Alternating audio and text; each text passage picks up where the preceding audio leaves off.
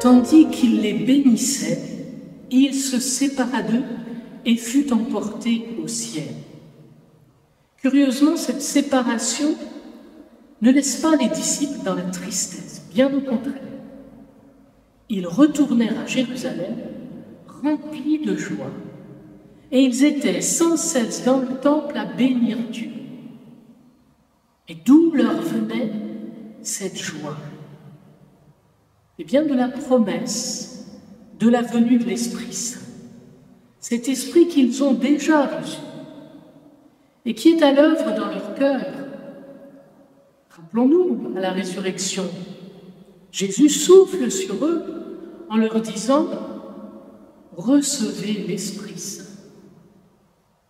Et parce qu'ils sont fidèles à la grâce reçue, ils en recevront une mesure plus grande à la Pentecôte.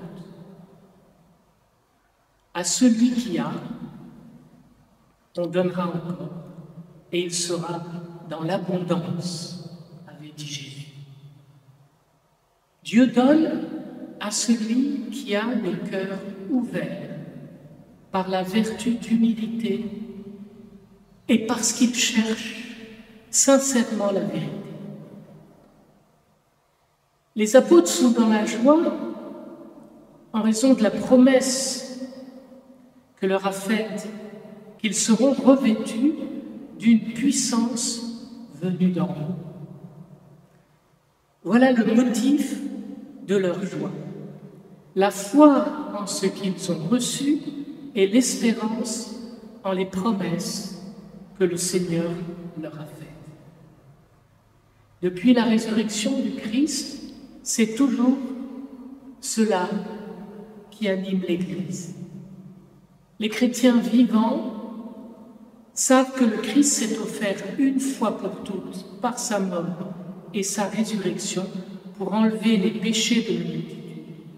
Ils mettent leur foi dans ses paroles de vie et ils savent qu'il apparaîtra une seconde fois pour le salut de ceux qui l'attendent.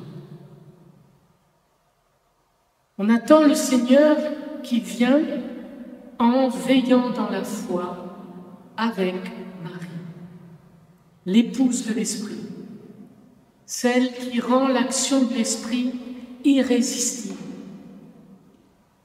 Marie nous apprend plus que jamais à persévérer dans la prière, à l'imiter dans sa charité empressée,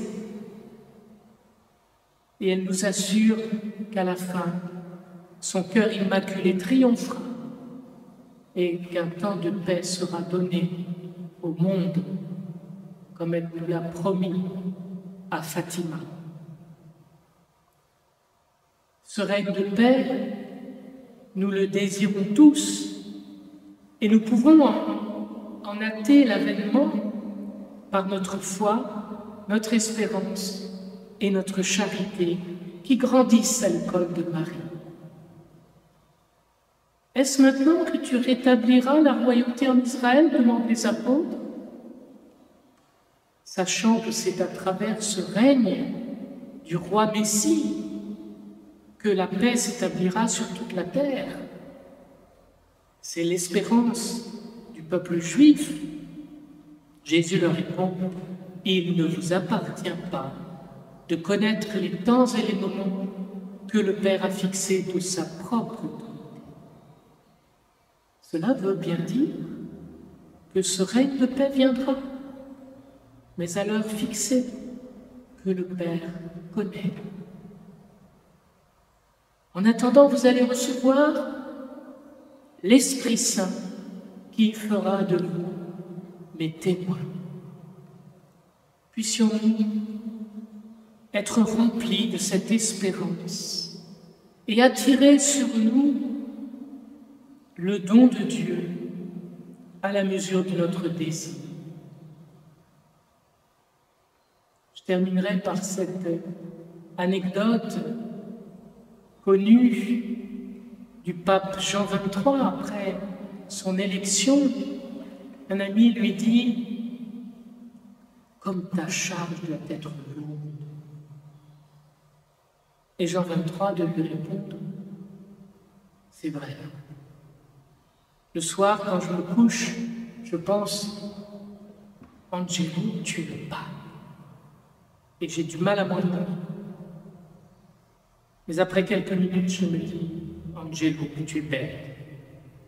Le responsable de l'Église, ce n'est pas toi, c'est le Saint-Esprit. Alors je me tourne de l'autre côté et je m'endors. Ayons cette même confiance dans le Saint-Esprit et soyons de ceux qui l'attendent avec foi, espérance, amour, toujours en Église.